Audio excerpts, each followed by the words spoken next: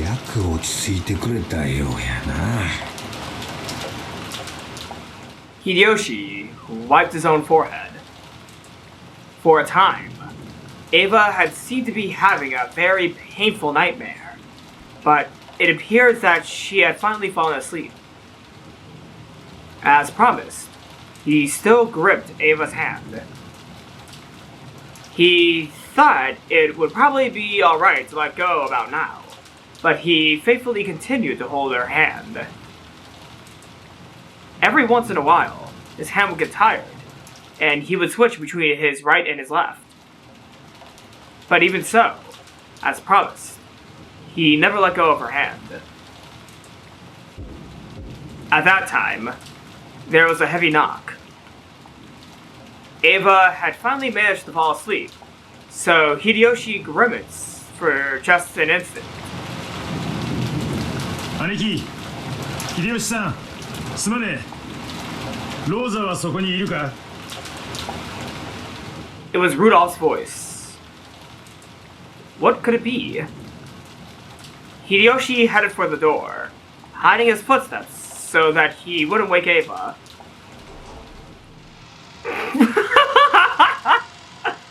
I'm sorry, but the sound of the door opening kind of, I don't know why I laughed. I've been on a giggly mood while playing games recently in scenes that I'm not supposed to laugh. I don't know. It was definitely Rudolph's voice, but just in case, he opened the door without removing the chain. なんや、ローザさんがどないかしたんか？ローザとマリアちゃんの姿が見えないんだ。一緒にいるかと思って。廊下で叱っとったの聞こえたで。その後静かになったからロビーに戻ったと思っとったんだが、ちゃうのか？あのバカ。Rudolph clicked his tongue. Other people could be seen in the corridor. I don't know why, but seeing Klaus hold a gun like that is so weird. It had been some time since Rosa went out into the corridor, and she had still not returned, so they had begun to worry. Near the front door, Natsui pointed at the removed chain. チェーンは開いてますし。Mine. やっぱりバラを見に表へ行ったのでしょう。鍵を開けっぱなして出ていくなど不用心が過ぎるな。困ったやつだ。それより今はローザさんとマリアちゃんの身が心配よ。だな。おいガキども、マリアちゃんのバラってのはどこにあったんだ？確かあれはバラ庭園の真ん中の花壇だったと思います。あの二人がそこにいるなら行けばすぐにわかるはずです。親父、すぐに連れ戻した方がいいだろうぜ。当たり前だ。二人とも連れ戻してお尻ペンペンしてやるぜ。俺がひとっ走り行ってくる。俺が出たらすぐに鍵をしろよ。Oh, is Ralph gonna go alone?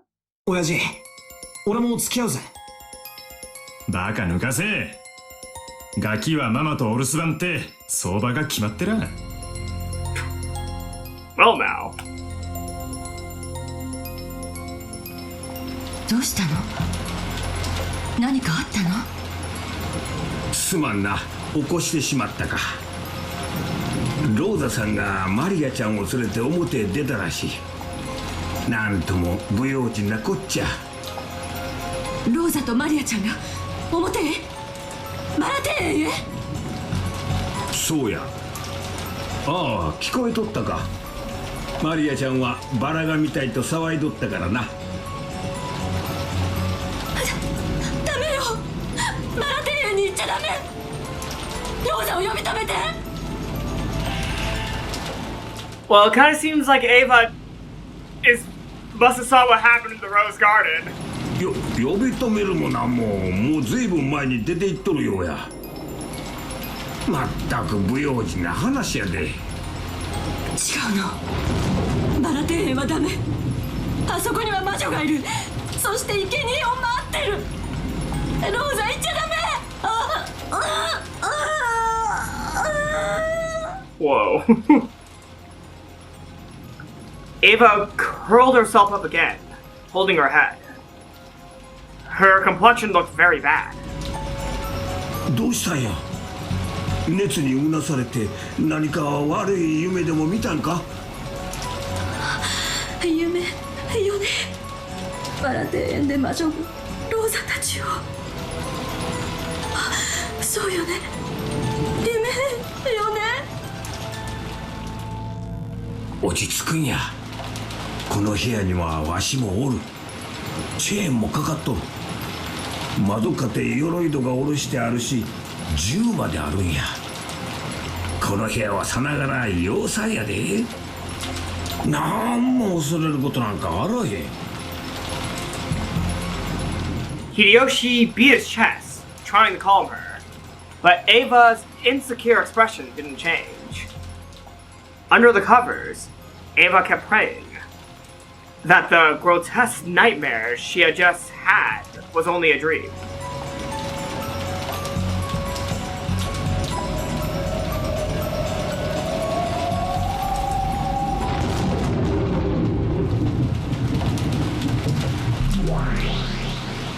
Rudolph がバラ庭園中央にてローザ、マリアの遺体を確認。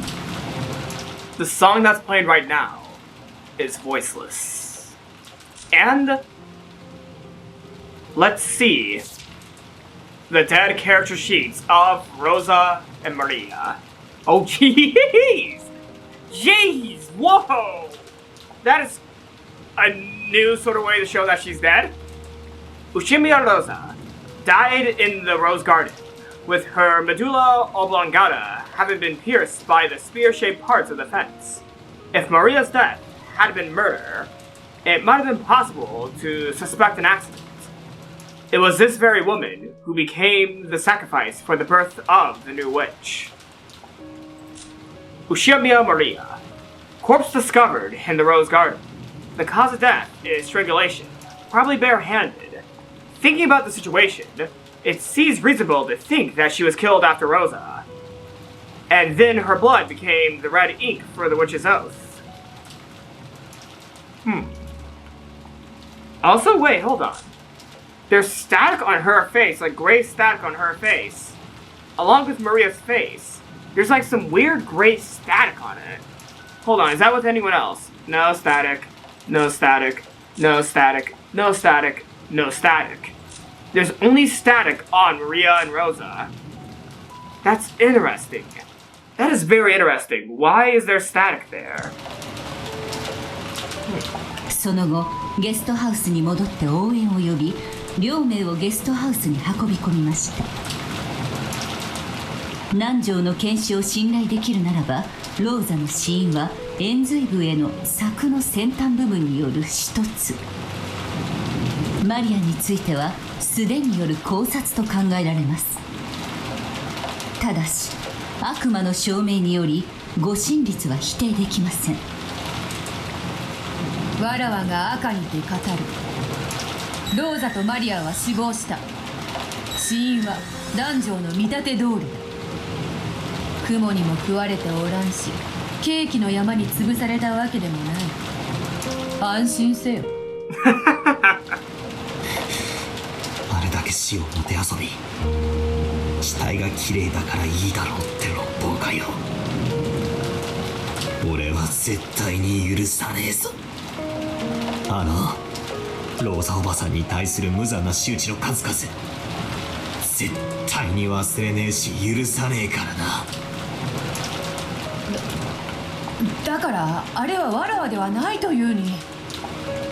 おやつの仕打ちに比べたらはるかに安らかな死を与えたはず。うるさい、黙れ。お前とは口を聞かない。18人しか島にいないと言い切られ、すでに8人が死んでいる以上、容疑者は10人に絞られる。その中の誰かが殺したってんだろう。あるいは事故死かもな。マリアが発作的に泣きわめき、それを泣き止まそうとしたローザおばさんは力の加減を誤ってつい殺してしまったとか、それで動転して滑って転んで柵に倒れて運悪く死んでしまった。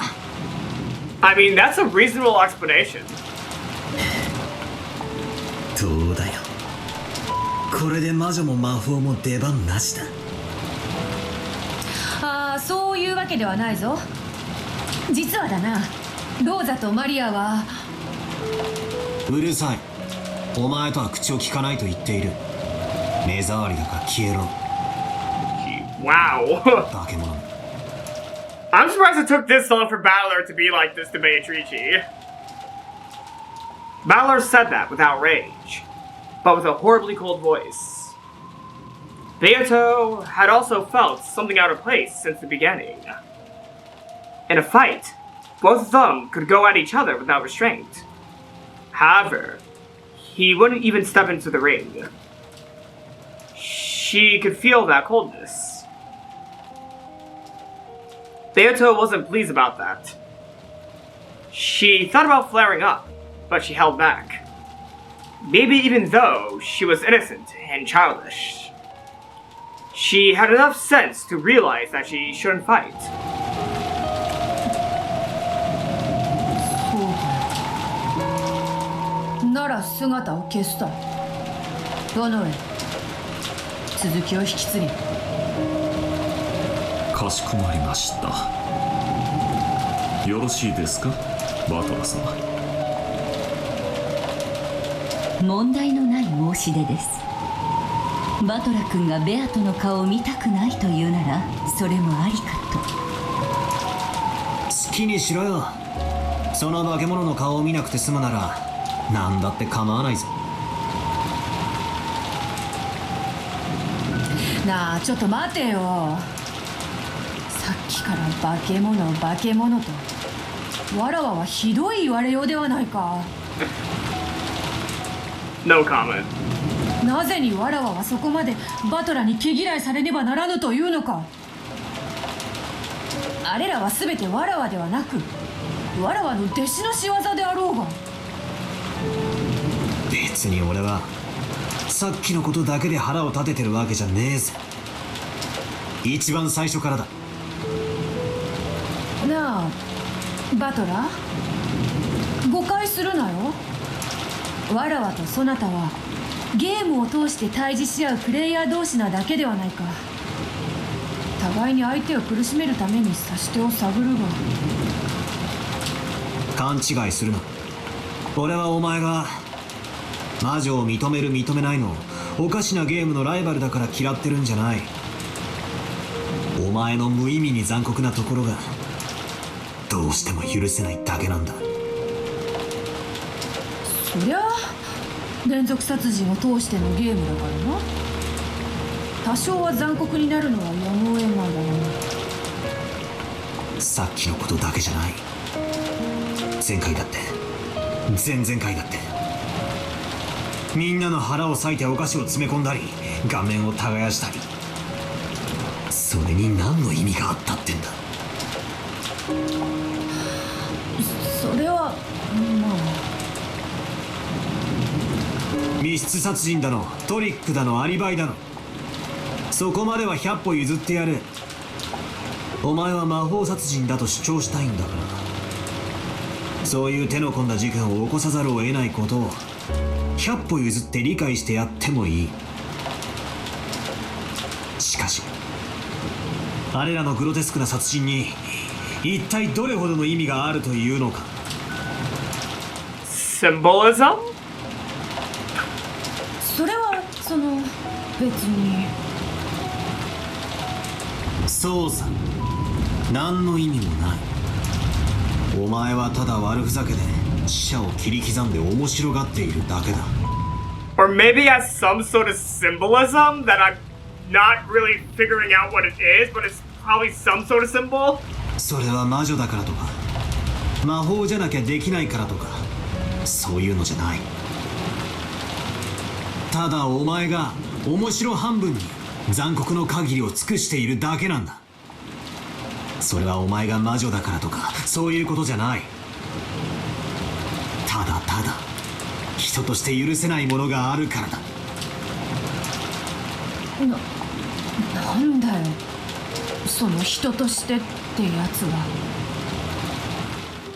例えば今回のゲームの第1の番の6人、まあじいさまの黒焦げはともかく、他の5人の死体は不要に死者を恥ずかしめない普通の殺し方だった。凶器が槍だか銃だかははっきりしないが、とにかく殺しの中じゃまだ許容できるマシなものだった。前回前々回の第1の番での非常識さ残酷さに比べればはるかにマシだった。そして今回の6つの密室をつなげた連鎖密室、まあまあ面白かったぜ。あれをお前とやりとりしてるときは今だから白状するが少しだけ楽しいと思った。自分の存在を認めさせようと必死になるお前と、それを否定しようと必死になる俺、どっちも必死で全力だ。おかしな話だが、俺はお前との間にささやかなスポーツマンシップさえ感じたものさ。I mean, I can see it too, actually. 俺とお前は相入れない存在だが、全く理解できない存在でもないかもしれないとわずかに思えた。だがその気持ちはついさっき微塵も残らずに吹き飛んだ。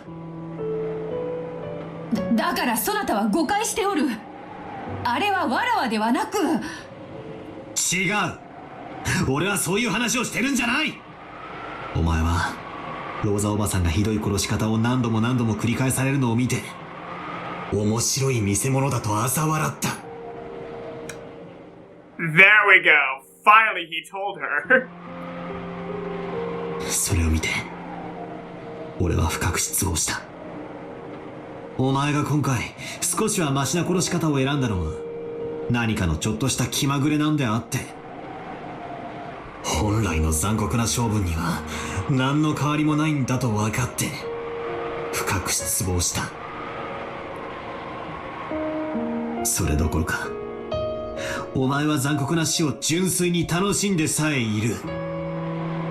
俺に意地悪をするためだけに残酷を尽くしてるんじゃない。お前は本当に純粋に残酷を楽しんでいる。楽しめる性分なんだ。お前はローザおばさんが何度もむごたらしく殺されているのを俺に楽しいだろうと言った。嫌味で言ったんじゃない。心底から楽しくて、それを俺にも共感してほしくて楽しいだろうと言ったんだ。その瞬間俺は失望し悟った。お前が魔女だとかそうでないとかそういうことが問題なんじゃない。俺はお前のその残酷さが許せない。そして理解できない。許すこともできない。だが魔女を認めるか否定するかというゲームは続ける。自ら降りて敗北を認めたりはしないさ。だがそのゲームにお前の無意味な残酷さは何の必要もない。だから俺はお前を対戦相手として認めないことにする。ロノベの方が100倍マシだ。お前のような残酷趣味はない。あったとしても俺の前でそれをひけらかす悪趣味はない。 He probably does, but he's not showing it. そうさ、お前は悪趣味だ。残酷で心がなく、だから理解することができない。相手として不快だ。だから俺はお前の顔を二度と見たくない。After Battler had finished his rant, Beato was shocked into silence for a long time. Maybe she couldn't understand what she was being told. Or maybe this was a sign that she was doing all she could in an effort to understand.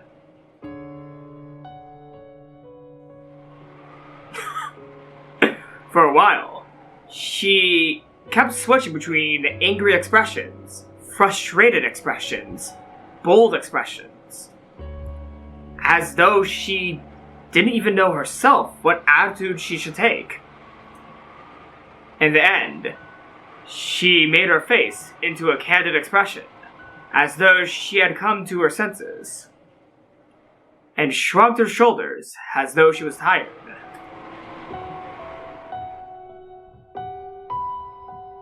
なら好きにすればよい。わらわは以後、ロノウェを通してゲームを続けることにする。わらわが姿を見せないのであれば、文句ないであろう。とりあえずはな。だが、お前の重ねてきた残酷な行為の数々を、俺は絶対に許さない。だから絶対にお前を認めない。そのためにも、お前に売られた喧嘩を俺から降りない。そして絶対に負けない。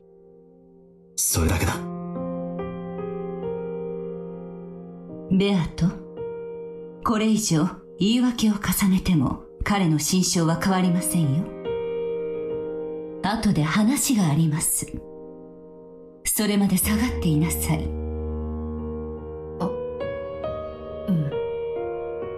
わかった。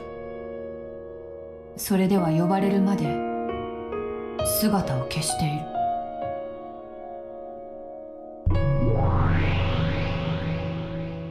Looking lonely, Beato turned her back to them and hid herself. Battler watched, a slightly displeased expression on his face. He thought his argument had been valid, but for some reason, his mood didn't clear up. あいつはバカだろ。そうですね。バカで素直です。あのバカ。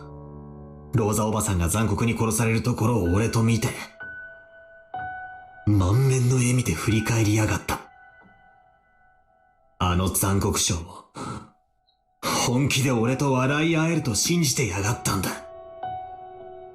俺とその感情を共有できると、本気で信じてやがった。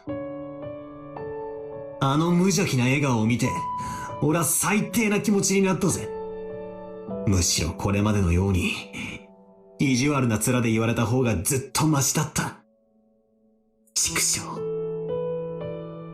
お嬢様は、友達というものを持った試しのない方です。それどころか、あれほど強く物を言われたことさえなかったでしょう。私もマダムも共に付き人。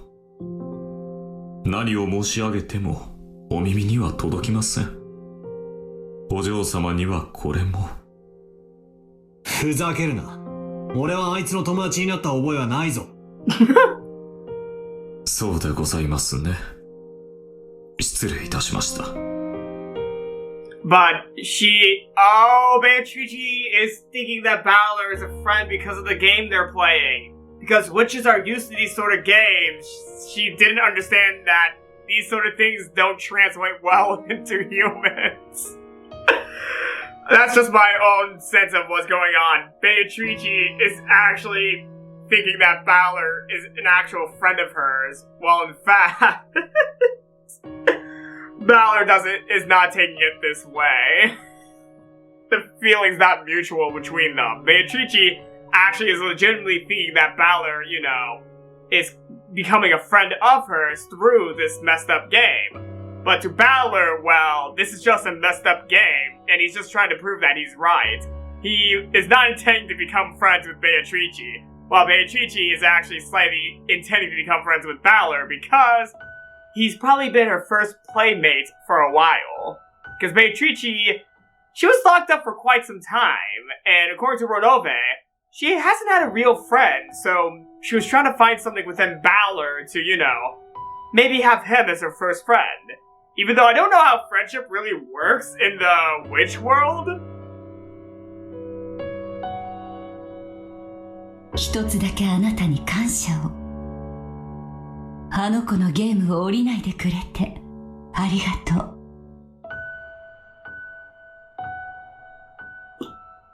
She spoke words of gratitude, but for some reason, Battler made a displeased face.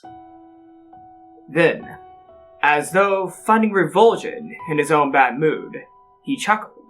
魔女やら悪魔やらに礼を言われるようになっちゃ俺もおしまいだな。ゲームを再開しようぜ。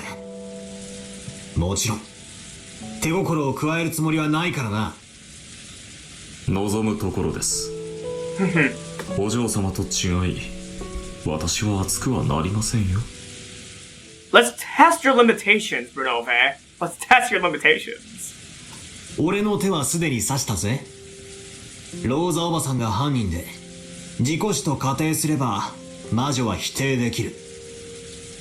ローザおばさんを疑いたくはないが、ベアトをぶっ潰すために今はあえてそうだと仮定する。赤で否定を行います。ローザとマリアの二人は他殺です。Alright. よし、そこから始めようじゃねえか。くそ、盛り上がらねえぜ。Oh? Is Battler missing Beatrice already? No, I shouldn't say that just yet. I shouldn't say that. Since Rosa and Maria had been killed, it had become clear that the murderer was still hiding somewhere, trying to add even more murders to this chain. As he shed tears, Rudolph scolded Rosa's body over and over for being reckless. But Rosa would never respond to that again. That is very interesting to see that Rudolph is crying. That's very interesting to see that, because when he was younger, he was the biggest bully to Rosa, but now as an adult, he probably matured a lot. Oh, jeez. Just this one detail kind of shows a little bit more of Rudolph's character, in my opinion. Huh. That's very interesting to see that Rudolph's crying.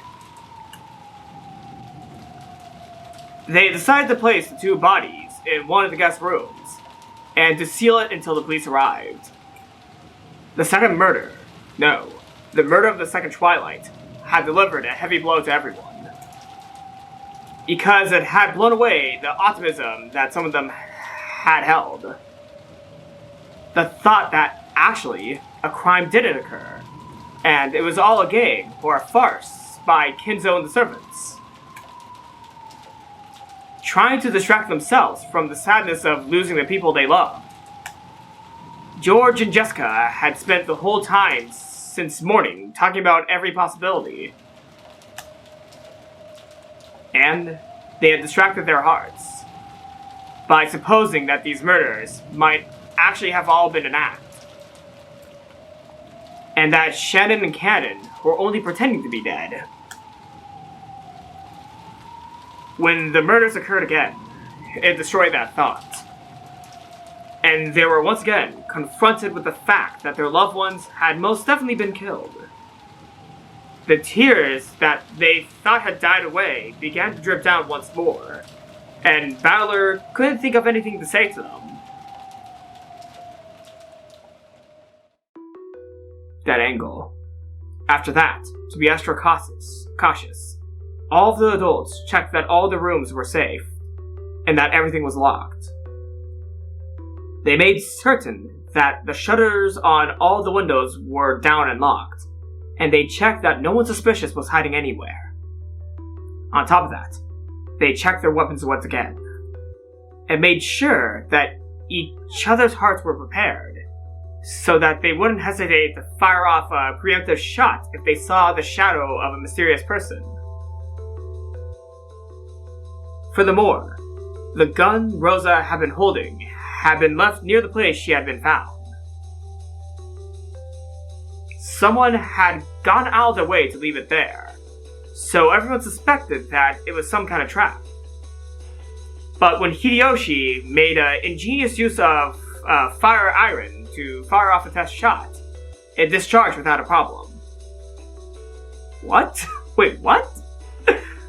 Hideyoshi made an ingenious use of a fire iron to fire off a test shot. It discharged without a problem.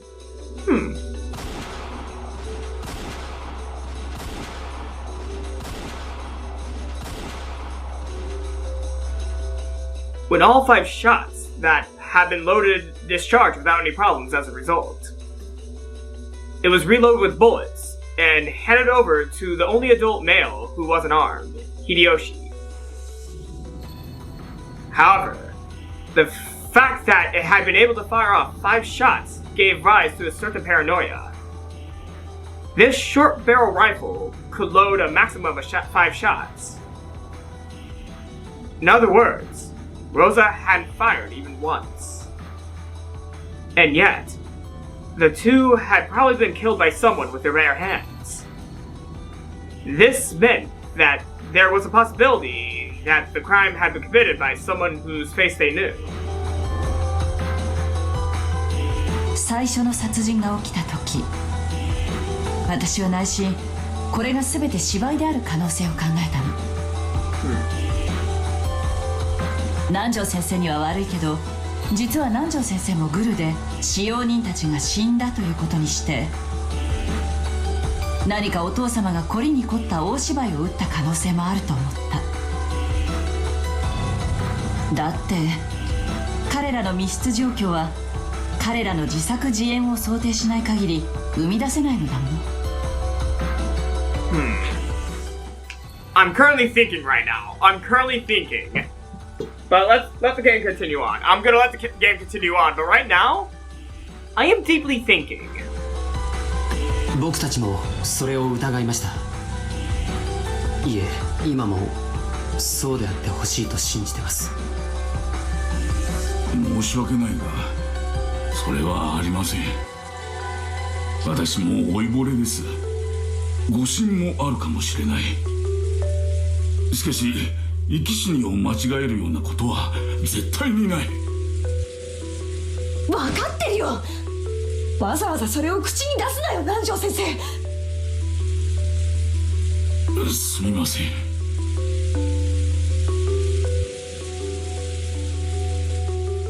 They couldn't know about it, but Beato had already proclaimed the deaths of the 6. No, this time the deaths of all victims so far in red. That faint dream that it was all a farce, and that the victims were actually alive, was sadly impossible. となりゃこの島に屋敷に精通した何者かが潜んでいて、練りに練った犯行を実行したと考える方が自然だろうよ。つまりこの島には台風が来て外界と途絶された時点で18人以上の人間がいたんだ。And of course, they had no way of knowing this either. That claim of Rudolph's had also been denied in red. There were no more than 18 humans on this island. 18 humans, but if we use my pink theory of Kento being dead this whole time, there is a possibility of someone outside of the main 17 being included as one of the humans, if I use my pink theory. Yes, I went ahead and pulled that right now, because I just wanted to, proclaim that I half believe that we're seeing every single character.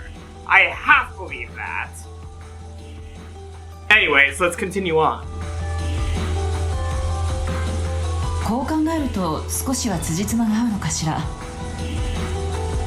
つまり隠れ潜んでいる何者かは本来は今島にいるはずのない人物にもかかわらず、ローザさんが油断するような顔見知りの人物である可能性よ。それは例えばこの2日間のシフトに当たっていない使用人などですか？それを言われると弱いが、我々は勤務を終えた彼らが離党するのを切符切りのように確認しているわけではない。数日前のシフトの使用人が離党したふりをして島内にとどまっていたかもしれないと仮定した。否定するのは難しいね。So, in the future, if I own a mansion that has servants, be sure they leave if I live on a remote island. That's what I'm getting from Klaus. ローザさんもアホちゃうと思うで。いるはずのない使用人がひょっこり姿を現したら普通は警戒バリバリや。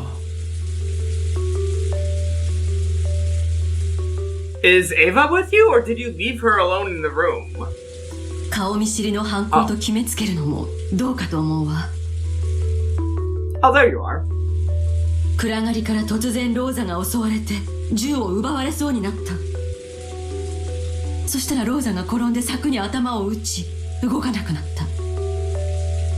ゲストハウスが近かったので銃声を嫌い素手でマリアちゃんを殺したとか。そういう可能性もあるな。ただそうだとしてもだ、現場にわざわざローザの銃を残していくだろうか。犯人が何を武装しているか知らねえが、こちらの銃は不安要素のはずだ。その一丁を間引けるチャンスだったはずだぜ。なぜわざわざ現場に残したんだ。Confidence? 私は初めその銃を罠だと思ったの。Oh, okay. I'm gonna let the scene play out a little bit more before I fully formulate a possible theory. チェス盤思考だとそうなる。わざわざ残した以上、私たちの誰かに手に取らせたい。そして引き金を引かせたいに違いない。てっきり暴発して大怪我を負わせるような危険な仕掛けがされてるに違いないと思ってたわ。でも現に大丈夫や。おそらく犯人も焦っとったんとちゃうか。今頃銃を奪うチャンスを逃したことを後悔しとるに決まっとるで。なんだか不愉快だな。銃なんか怖くもないっていう魔女のメッセージみたいでムカつくぜ。しかしいずれにせよ恐ろしい相手ですね。ローザさんが銃を持っていることは傍目にも分かったはず。にもかかわらず襲いかかるとは。銃を恐れないという点を私たちは軽視するべきではありません。夏日の言う通りだ。これまで以上に用心すべきだ。Alright. I can't hold this back anymore. Now, I figured out who might have been the killers of Rosa and Maria. Just thinking about it a little bit closely, and still keeping to the red. Even though we got minimal red, the only red we got it was both homicides. That's the only red we received for the second Twilight so far. So let me speak this theory real quick before it's denied. Now, who killed Rosa and Maria? Now, my first intentional thought was Rosa, going by Balor's original theory, Rosa was strangling Maria, and with Maria's last ounce of strength, she tried resisting being strangled to death, but she caused her mother the trip, and she got impaled through the neck. So Maria had accidentally killed Rosa, and she couldn't make it after being choked to death. I was about to say a more complicated word, but I can't figure out how to pronounce it. I bet it's the A word that involves strangulation. Asphyxiation? I don't know how to pronounce that word, but I'm going to continue on because I want to get to my second theory and the more likely theory.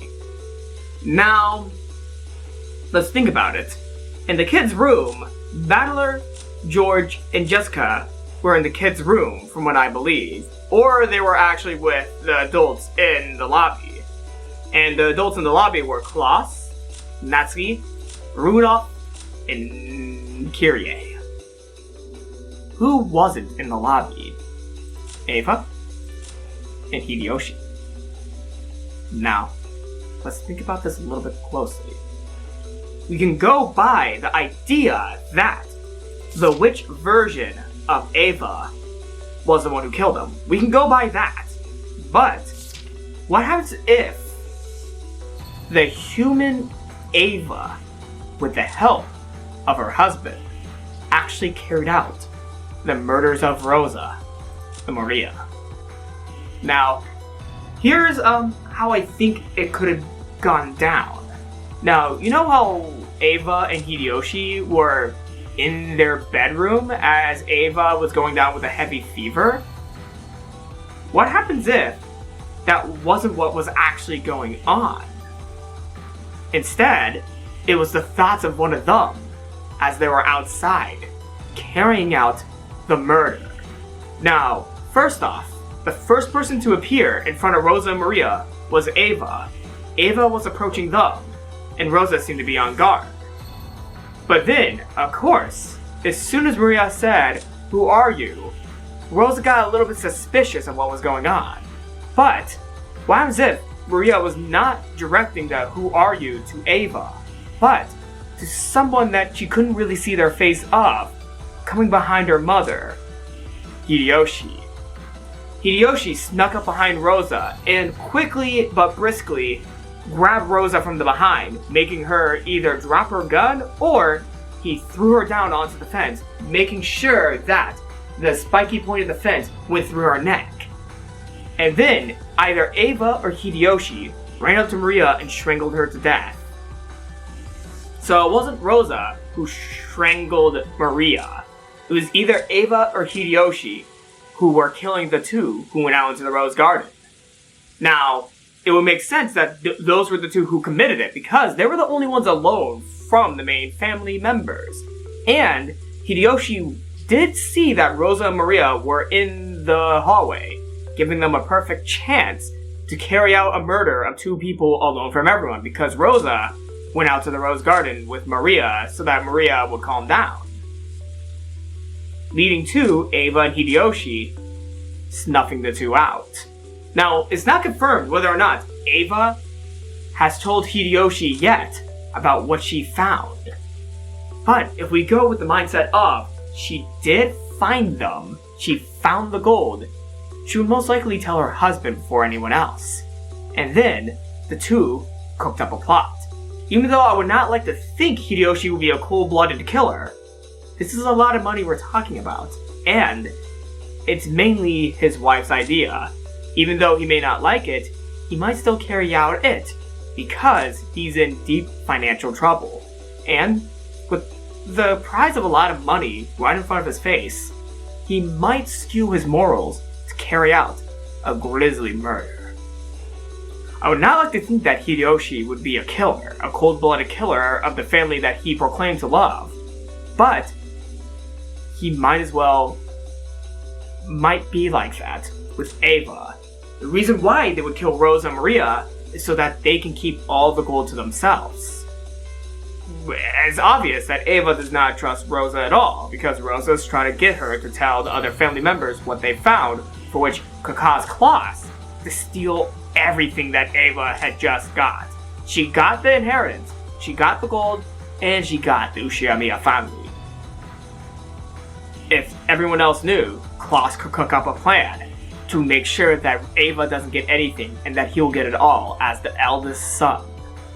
The gold was found on his island. The gold was already found on his island, and he could possibly try to make up some excuse that Kinzo was dead, so he was the head at the time, and he disagreed with this new proposition.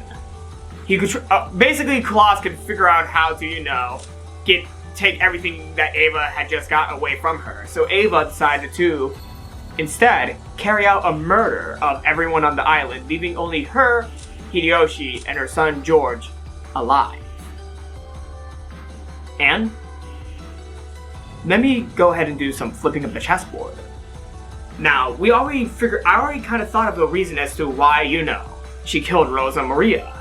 Now, when I flipped it over, again, about the gun, I know why they left the gun behind, to make them less suspicious. If a gun were to disappear, and if one of the other family members were to learn that they had another gun, that would definitely make the two very suspicious because they were away from everyone. So, if they left the gun behind, and then everyone found it, that would lead to everyone thinking maybe the outside culprit left the gun behind in order to deceive them. And when they were all afraid to use the gun, the person who was the only one to think of a way to fire off the gun was Hideyoshi. He fired off the gun with the hot iron method that he used according to the game. And after he proved that the gun was safe, he received the gun. So they got a second gun through leaving it behind and then proving that it was safe. And now, Ava and George's family have two guns. The only other people with a gun is Klaus and Rudolph. That's where we have the possibility that Ava and Hideyoshi were the killers of Rosa and Maria. Now, I cannot tell for sure if they killed the servants or not.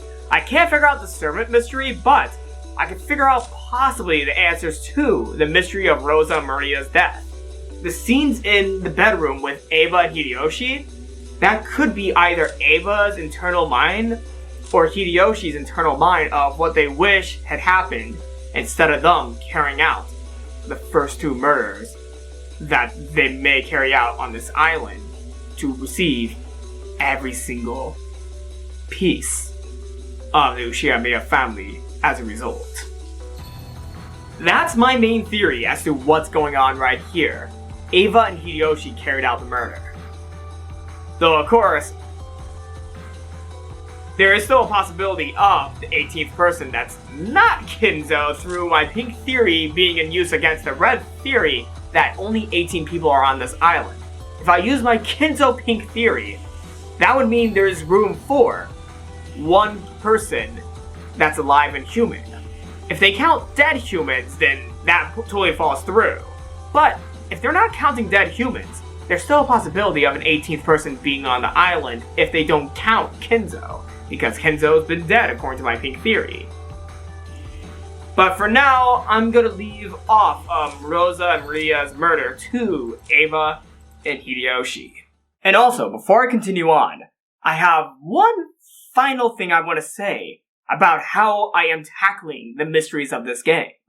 Now, as of this moment, I sort of think that for the past 3 games, the culprits have changed by a little between these past 3 games.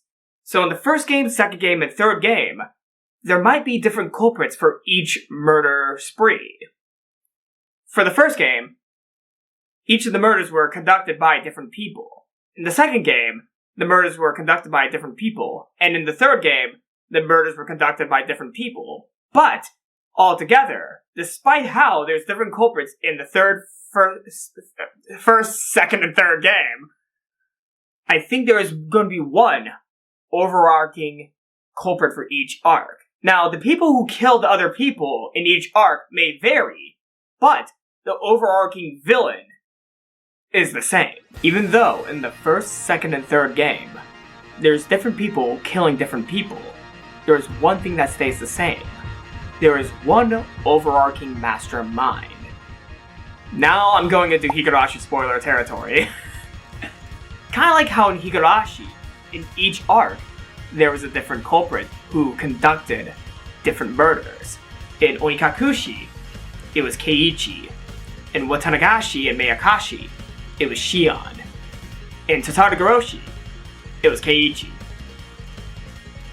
In Sumi Horoboshi, Rena was a culprit, but nothing really that bad happened because of Keiichi's interference. And for every single arc, there was one thing that stayed consistent. there was one overarching person behind everything. Takano. But the things that Takano did are vastly different than what each and every one of the culprits of the first 6 arcs had done. She wasn't responsible for the actions of the main culprits for each arc, but she was responsible for an outcome that occurs in almost every arc except for 3 in the main Higurashi games. Of the main Higurashi games, of the 8, all but 3, she conducts the ultimate crime within the Higurashi series, the Great Himizawa Disaster. That's one thing that stays consistent. In Umineko, I noticed that there's one thing that stays consistent. All 5 of the final survivors all die at the very end in a brutal way, where they can barely find, any of their body parts at the end. At the very end of each game, there's barely anything left of the 5 remaining survivors, except for some assorted body parts that they can find spread out through the island. Now, they never actually stated the condition of the island at the end of each game. And I could make some assumptions. If I do some creative assumptions,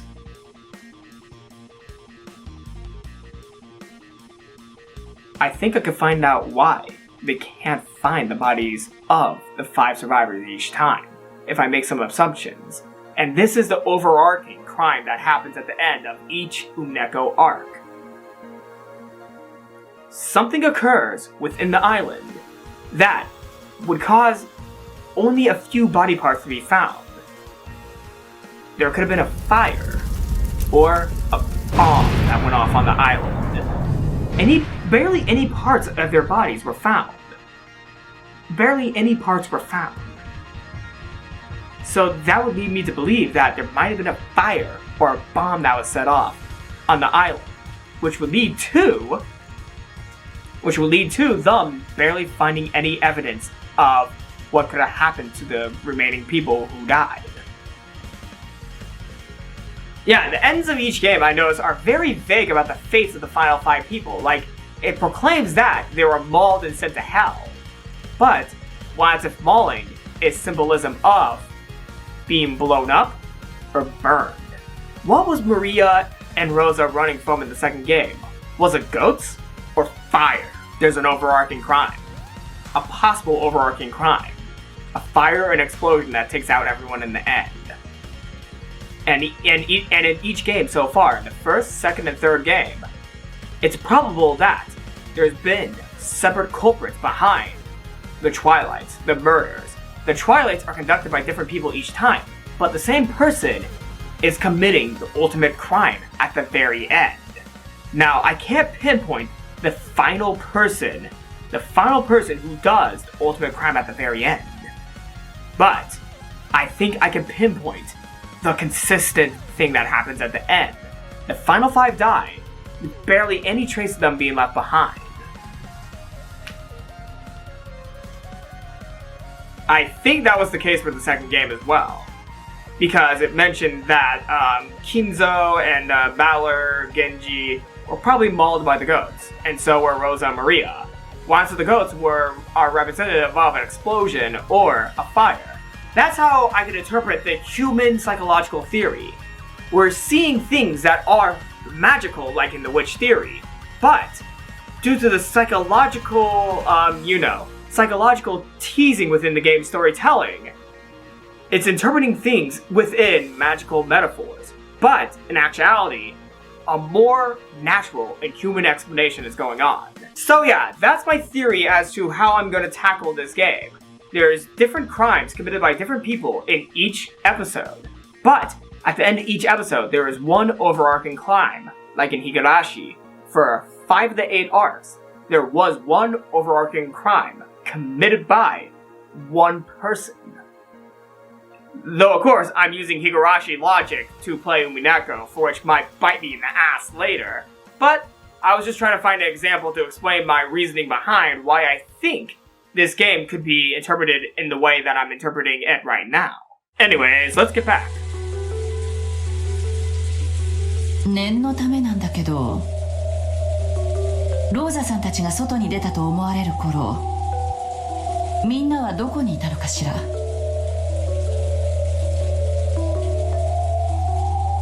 私と夏日、そしてルドルフとキリエさんはここで一緒だった。私がアリバイを保証する。わしとエヴァも一緒だったで。わしが保証するわ。俺とジョージの兄貴ジェシカも一緒だったぜ。ローザおばさんに2階へ戻ってろと怒鳴られ、すごすごといとこ部屋へ引き返したさ。あの時マリアを行かせなければ。それを言ってももうどうしようもないよ。南條先生は？私は2階の部屋で本を読んでおりました。一人でおりましたので誰にもアリバイは証明できませんが、子供たちと一緒に2階へ戻ったのは皆さんも見ているはずです。これを言い出したらキリがないが、窓から飛び降りてローザを襲って雨どいでもよじ登ってまた戻ってきたとかNot to say anything bad about his age and body structure, but that might be a little bit harder than you would think, Rudolph. めっそうもない。この楼体に2階から飛び降りたりよじ登ったりなどというゲートできるわけもありません。やめましょう。互いを疑うのは。それよりも互いを信頼し合って子供たちのためにもここの安全を死守することの方が先決です。そうだな、夏日さんの言う通りだ。今は内部を疑い合うのをやめよう。そうね、犯人探しなんて私たちには無用かもしれないわ。ただ明日まで生き残り警察に通報してその指示に従うだけ。犯人が誰かなんて警察が必ず暴き出してくれるのだから。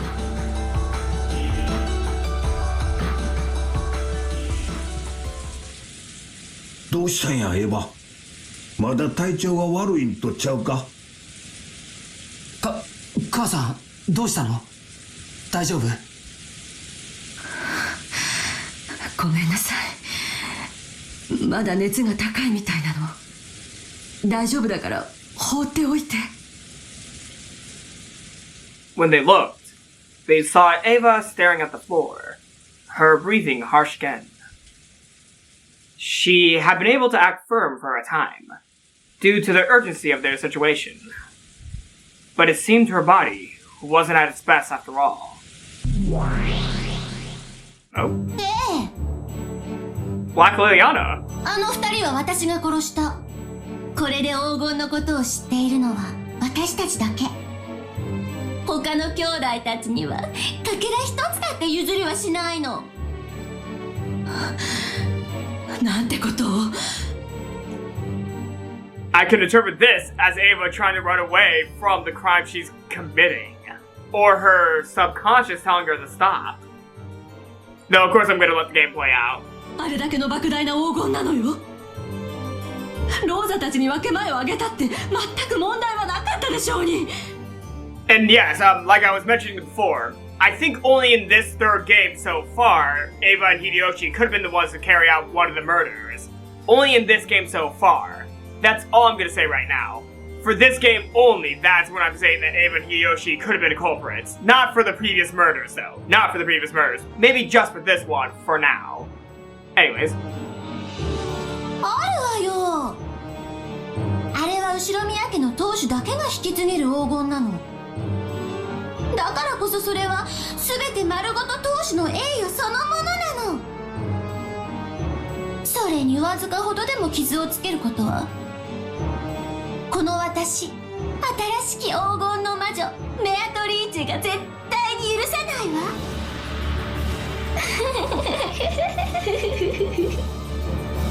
あなたは魔女の碑文通りに殺人を続けるつもりなの？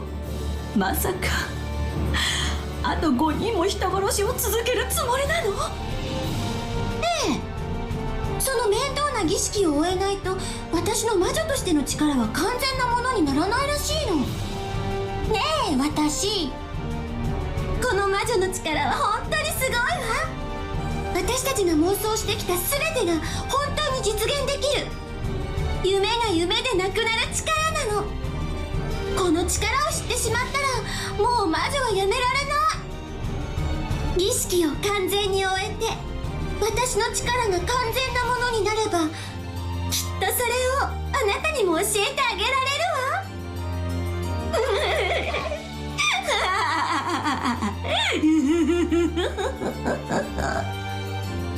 バカなことはやめて。魔女ごっこはもう十分でしょ。私たちは黄金を見つけたわ。そして次期当主の座だって約束されてるわ。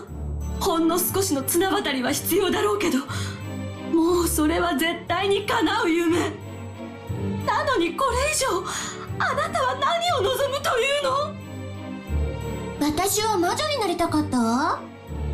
私そんな夢なんか知らないわよ。そうよ、その夢を持ち続けてるから私はこの年のままで生きながらえているの。あなたはその夢を大人になることで捨てたわ。いくら待てども時計を持ったウサギなど訪れないし、ハンプティ・ダンプティにも会えはしない。もちろんトランプの国に招かれたりも絶対にな。あなたはそう諦めてしまったから大人になったのよ。だからもう魔女になりたいなんて思わない。それが本当の自分の夢であったことも忘れてしまったの。とにかくやめて。私はもう2つの夢を手に入れている。黄金と当主の座。それでもう十分なの。だからお願い、あんたの夢なんて知ったことじゃない。おとなしくしてて。いやよ、魔法面白いもの。それにあなたの2つの夢は私の魔法のおかげで叶ったのよ。なのに私の夢は叶えてはいけないなんて不公平よ。あなたの魔法には感謝してるし、あなたこそが本当の魔女だと私は認めてるわ。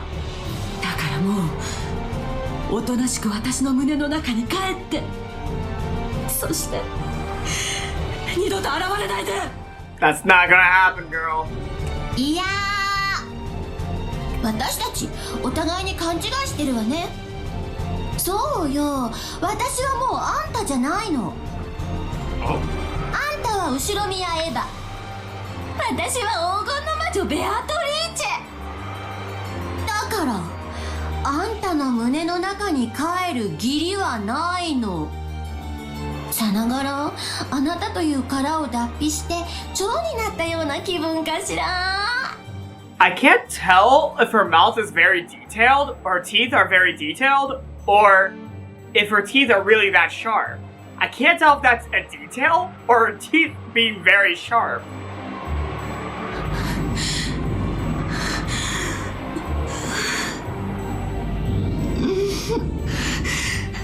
熱で意識が朦朧とする。私の魔力が未熟な分をあなたの正義で補ってるの。私が儀式を終えて完全な魔女になるまで負担をかけるかもね。Wait, you might accidentally kill yourself! それくらいは2つの夢を叶えてあげた対価ってことにしてもらうわよ。 You might accidentally kill her! 大丈夫、安心して。残る5人の生贄についてはあんたの家族は外してあげるわ。 Well, that's good. そうね、ルドルフ、キリエ、クラウス、夏日、あとは老いぼれの南條なんかどう？ Oh, she's thinking about sparing the kids. ちょうどいいわ。この5人を殺すわね。 And yes, I don't actually have any comments about the way she's talking.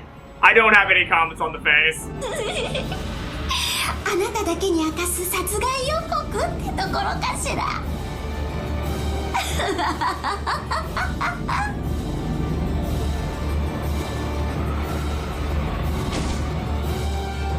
Eva finally crouched down.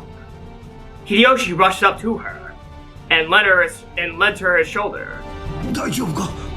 無理せんと休もう。大丈夫かね、南條先生。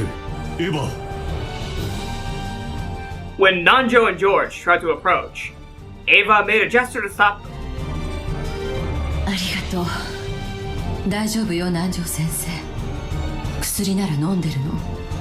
こんな非常事態で申し訳ないけど、もう少しだけ休ませてもらうわ。Hideyoshi and Eva finding excuses to stay away from the rest of the family to then consider how to carry out the rest of their plan. I'm sorry, I'm going a little bit hard on this theory. But I was really excited that I thought of this. I'm just really excited that I thought of this, so please let me have this. 母さん、僕も肩を貸すよ。ありがとう。お父さんが見ててくれるから平気よ。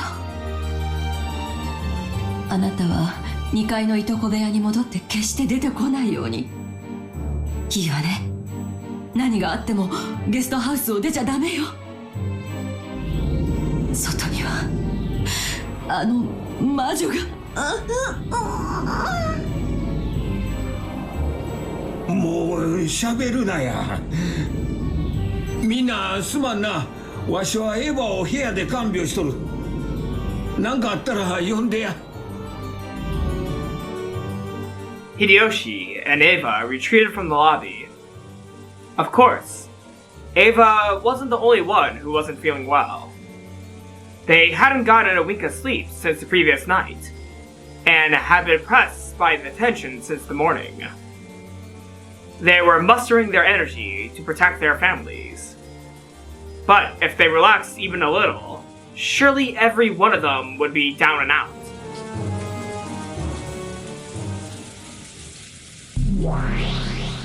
ここまでは順調であるが、ここからが難しいぞ。Golden Sneer. It's been a while since I heard the song. 難しいとは？大抵の場合、儀式が進行するにつれ犠牲者が増えると、彼らは守りを固めるようになり、多くの場合、一ところに固まって動かなくなるのだ。それは我らにとって非常に都合が悪い。それは私たち魔女が群れた人間に劣るということですか？魔女が人間に劣ることはない。ただ時代が変わり、人間が毒を持つようになったというべきか。大昔の魔法が信じられていた時代は問題なかったのだが、現代人はあの小憎たらしいバトラがそうであるように、基本的に魔法を否定する。 Unless you have a strong belief. There we go. つまり存在自体が反魔法的なのだ。その結果、彼らはいつの間にか体内に魔法を否定する毒素を有するようになった。つまり人間の数が多ければ多いほど、その反魔法の毒素が強くなって私たち魔女には不利だとおっしゃられるのですか？彼らの魔法を否定する心の力、すなわち対魔法抵抗力の合計値がそのまま魔法力の分母となるわけだ。わかるか？そなたにはちと難しいか？ご冗談を。実に簡単にわかります。つまり魔法を信じない人間が多ければ多いほど、そしてその意志が強ければ強いほど、魔法は効果を劇的に助産されるとおっしゃっておられるのですね。なるほど。そのような計算式ならば攻め方を考え直さなければなりません。Fundamentally, magic possesses a vast power. It can even make a rain of fire fall from the heavens, divide a sea, and reviving a lost life isn't impossible either. However, that power is extremely weak against the toxin that rejects it.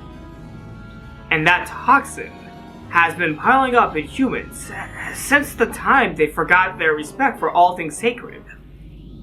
Until finally, this earth was covered with enough toxin that miracles of magic could not be displayed. Thus, witches from across the world were chased from the dwellings. They were forced to choose whether to throw away their magic and live as humans, or hiding in remote areas where the toxin of humans didn't reach. In that sense, Rokenjima, with its population of only 10 to 20 humans, was extremely favorable for witches. And even more favorable was the existence of the ghost story about the witch who lived in the Rokenjima forest. Essentially, the fear that a witch might exist permeates the island to a certain extent, weakening the anti-magic toxin from the humans. A small population, and a margin of possibility to accept a magical being. In other words, minds that were only weakly anti-magical. Only in the valley where those two converge could a witch live in modern times. なるほど。つまりその計算式によるならば、魔女が効率よく力を振るうにはいくつかのルールがあることになりますね。一つは演出。人間の仕業とは思えない殺人を演出し、オカルト的な装飾を施して彼らに魔女の存在を強くアピールし、浸透させることによって彼らは魔女の存在を信じるようになり、その結果反魔法力が減少して魔法力の分母の減少も図られる。 Exactly. なるほど。第一の番の不気味な魔法陣の演出などはこれに当たるわけですか。そうよ、その通り。毎回の第一の番のどぎつい演出は全てそのためのものなのだ。別に決してわらわが残酷なのが好きで面白半分でやっていたわけではないのだぞ。だとしたら先代様、今回のは失敗ですね。殺し方が非常に地味でした。ただのミステリーにしか見えません。 That's why it was easy for me to solve it. ロノウェイに聞いていますが、前回や前々回のように遺体をもっと派手に損壊してファンタジーに見せかけ彼らに恐怖心を植え付けるべきでしたね。まあそのだな。毎回それでは芸がないと思ってな。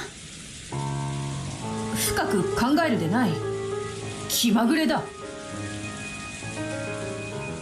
Actually, it really had been on her whim. Had been her whim. After being told all that by Battler, she couldn't say it out loud anymore. But she had decided her method of killing based only on a whim. No. Would it be better to say that she half-heartedly let Ronobe decide? Because she had left the locked room of this game's first Twilight to him? But if Beato had gotten a cruel idea, then she surely would have explored the limits of atrocity even worse than the last game. ローザとマリアの殺し方についても先代様は自重するようにおっしゃられましたが、それも私たち魔女に利する行為ではありませんね。実際彼らは現時点では魔女が実在するなんてこれっぽっちも信じてません。ファンタジーでなく完全にミステリーだと確信しています。私たち魔女にとって失敗した展開です。先代様がどういうわけかぬるいやり方を繰り返したせいです。ああ、そのだな。若いうちの苦労は買ってでもしろと言うではないか。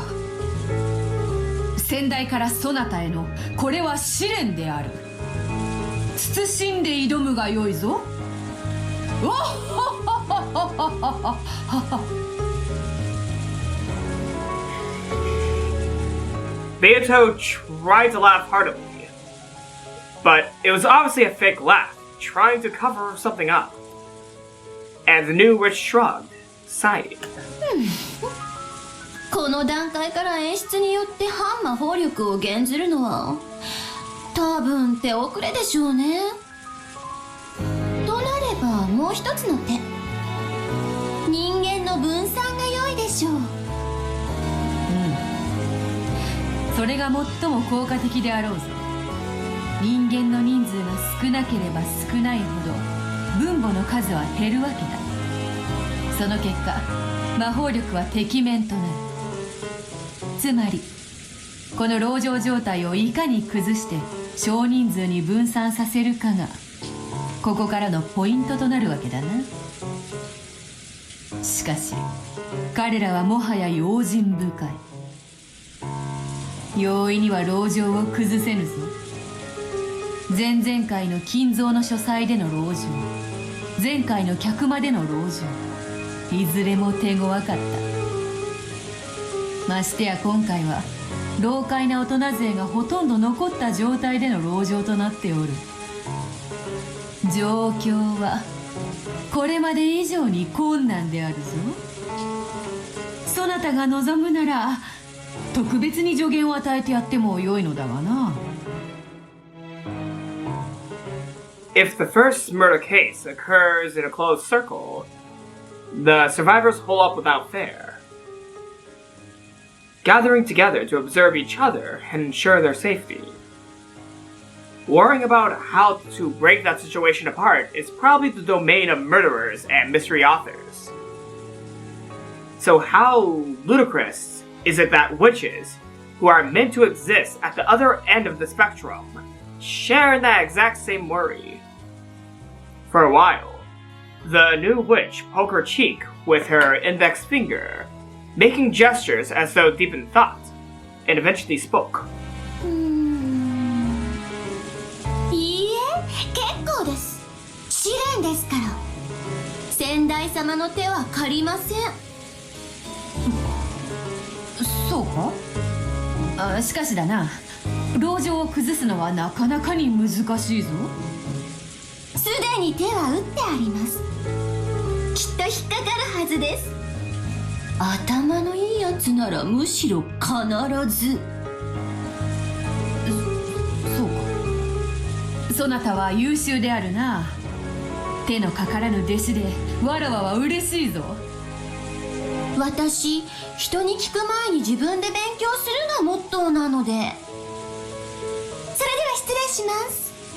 獲物がのこのこと誘い出されるのを待たねばなりませんので。それではしっかりな。As the new witch lowered her head, her face blank, she turned to the gold butterflies and hid herself. Beato looked slightly unamused. It seemed she was lonely since she hadn't been relied on at all. どいつもこいつもわらわのことなど構いもせぬ。Oh? 魔女見習いの天狗になりよって、今に手痛いミスをして泣き言を言うに違いないぞ。その時こそようやくわらわの偉大さを理解し教えを請おうとするに違いないのだ。Why do I feel like that's not gonna happen? それまでわらわは高みの見物よ。She laughed loudly on the outside, but a laugh no one can hear is completely pointless. Beato started to feel empty and quickly stopped laughing. Ronove chose that time to show himself. 失礼いたします、お嬢様。Organ Short, number 200 million in C minor. バトラ様との第2の番のゲームが終了いたしました。Oh, wow! Wow, wait, what? そうか。 So, the only red truth was, they were homicides? ご苦労であった。守備はどうであったか。申し訳ございません。リザインさせていただきました。バトラ様のローザがマリアを考察、その後に自己死は赤にて両名他殺で切り返したのですが、エヴァを主犯に据えられた一連の指し手を切り返せませんでした。Oh, Valor thought the same thing I did. エヴァは秀吉にずっと看病されて部屋で寝ていたであろうが。秀吉も共犯で両名でアリバイを作った可能性を提示されました。I don't know if this is a good thing if Valor thought the same thing as me. Hold on. 秀吉まで疑うか。殺害時には客室にいたと赤にて叩き切ってやればよいではないか。Killed you? それも考えましたが、いずれにせよ数手先でいくつかの大駒を奪われてしまうかもしれません。それにこの手が新しきベアトリーチェ様が撃たれた布石の可能性もありますので、それを尊重することといたしました。申し訳ありません。Nothing about them being in the guest room was said or read by Beatrice, so I'm choosing to stay with the initial theory I had. 布石か。あやつ頭が切れるようだからのう。好きにさせておくがよい。どこまでやれるか見ものだ。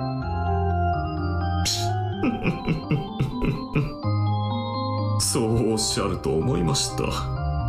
弟子が可愛くないのでご機嫌斜めとお見受けしますよ。余計なお世話だ。あやつめ、ここからの籠城をどう崩していくつもりなのか。わらわもじっくり拝見させてもらうとするぞ。ああ、それでバトラの機嫌の方はどうなのか？ I knew she was gonna be like this as soon as Valor banished her. 落ち着いておられるように見えました。やはりお嬢様が相手でないと盛り上がらないとおっしゃっておいででしたよ。そうか、そうであろう、そうであろう。第4の番以降はやはりわらわが復帰しないとバトラも寂しかろうな。それでは私はこれで失礼させていただきます。美味しいクッキーを焼かねばなりません。せめてお嬢様とバトラ様のお話が弾みますように。あいつお前のクッキーボリボリ食ってたな。やはり男の子だからお腹がすくのであろう。多めに焼いてやれ。かしこまりました。クッキーでテーブルを埋めてご覧に入れましょう。それが良いぞ。I don't know why, but I can't help but laugh at Beatrice acting so excited. なんだよ、どうした？話ってなんだ？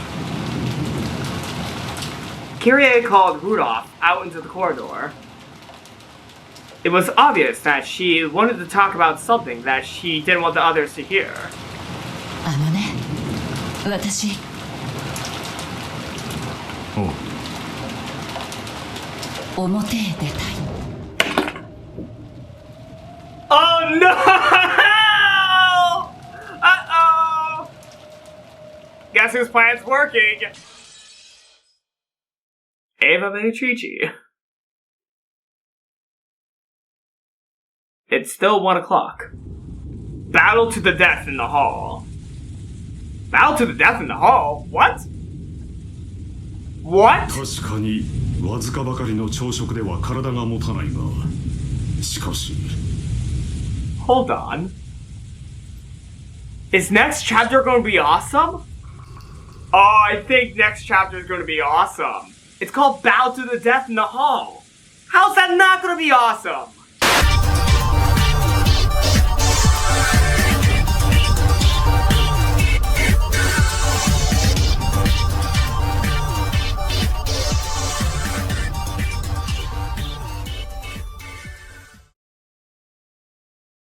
Okay.